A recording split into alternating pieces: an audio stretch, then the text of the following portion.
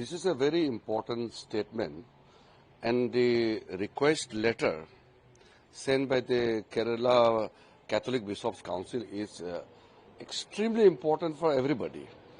Many Muslim organizations, Christian organizations, Hindus, Jains, and also Sikh, they are all supporting Waqf Amendment Bill.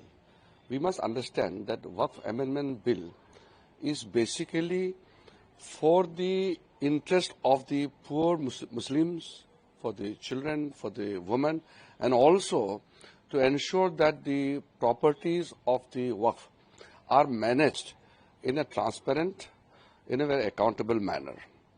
We are very particular that we ensure for the welfare of the common people. देखिए, इसमें आप एक चीज समझना होगा, ये वक्फ का विरोध करने वाला कौन लोग है? जो कुछ लोग ताकतवर हैं, वक्फ के प्रॉपर्टी को कब्जा करके रखा हुआ है, वो लोग मिसगाइड कर रहे हैं, लोगों को गुमराह कर रहे हैं। ये बिल्कुल ठीक नहीं है। अच्छा, मुझे बताइए कि कुछ लोग कहता है कि ये वक्फ अमेंडमेंट बिल अनकॉन्स्टिट्यूशनल है।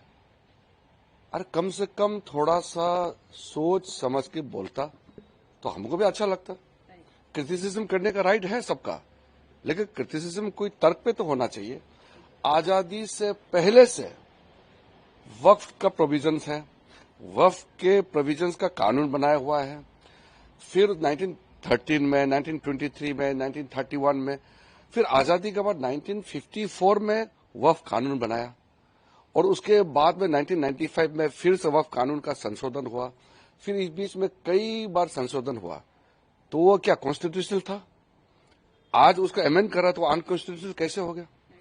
अगर वक्फ कानून अनकॉन्स्टिट्यूशनल है, वो गैर संवैधानिक है, तो इतने दशकों तक ये कानून तो चल रहा था, तो उनके बनाए हुए कानून संवैधानिक है और हम कानून लेगा तो वो जो गैर संवैधानिक हो गया।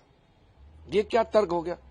इसलिए मैं बहुत विशेष करके जो पढ़े लिखे लोग हैं उनको मैं कहना चाहता हूं, आप जानबूझ करके लोगों को गुमराह ना करें। आपको भी मालूम है, सबको मालूम है, ये वक्फ कानून सबके भला के लिए है, और उसमें कोई प्रावधान ऐसा है कि अगर कोई क्रिश्चियन का हो, कोई हिंदू का हो, या जैन हो, सिख हो, ईसाई हो, या मुसलमानों के लिए भी ये सब पे लागू है कि जो वक्फ बोर्ड के पास एक अनकंट्रोल्ड अथॉरिटी था कि कोई भी जमीन को वक्फ डिक्लेयर करता है, तो ये कैसे हो सकता है? अच्छा, कोई भी कानून या कोई भी समस्या होते हैं तो कोर्ट में अपील कर सकना चाहिए।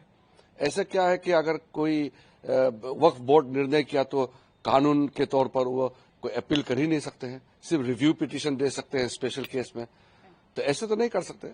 इसलिए वक्फ कानून ये देश का भला के लिए है, और वक्फ कानून पास होने के बाद खास करके मुसलमानों में जो गरीब तबके के लोग हैं, महिला हैं, बच्चों हैं, सबके लिए बहुत बड़ा लाभ होने वाला है, और देश के लिए भी ये बहुत फायदा वाला कानून है, और इसको सब लोग मिलकर के समर्थन करना चाहिए। अजमेर शरीफ के इमाम हो, दरगाह में जो भी हेड है, या मुस्लिम संगठन के जितने भी बाकी लोग भी मुझसे मिले हैं, सब लोग वक्फ अमेंडमेंट बिल का समर्थन कर रहे हैं, वो वेलकम कर रहे हैं इसका।